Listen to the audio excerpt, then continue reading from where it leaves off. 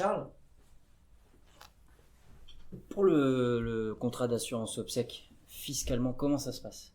Alors, ce qu'il faut savoir qu'en France, dans le cas de la succession, tu as le droit, tu as 5 000 euros qui sont exonérés de taxes de succession. Donc, tu peux, jusqu'à 5 000 euros, ne pas payer d'imposition sur ce montant-là. Parce que des obsèques, ça coûte 5 000 euros. Non, ce qu'il faut savoir, c'est qu'en France, globalement, les obsèques, on entre autour de 3 500, 4 000 euros. Ça dépend évidemment du choix que tu souhaites faire, de la géographie, et en tête autour de 3 500 euros.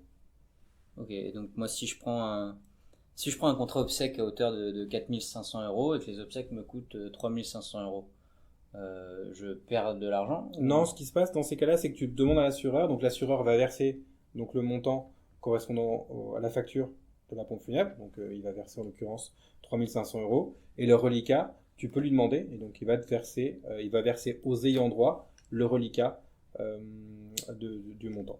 D'accord.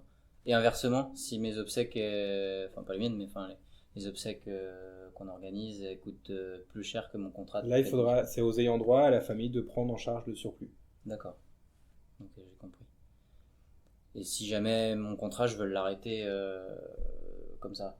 Alors tu peux, il faut savoir qu'il y a deux possibilités, soit tu rachètes le contrat, et à ce moment-là, ce qui se passe, c'est que donc tu vas voir l'assureur, tu dis voilà, je voudrais arrêter mon contrat, lui doit te reverser ce que tu as cotisé, il va enlever une part pour sa commission, de frais de traitement de dossier, etc.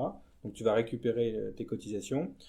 Tu peux aussi avoir l'autre option qui est la mise en réduction, c'est-à-dire que tu vas arrêter le contrat au moment où tu as décidé, et en fait, au moment du décès, il n'y aura qu'une quote-part qui sera versée puisque tu n'auras pas souscrit au contrat, tu n'auras pas cotisé au contrat dans son intégralité.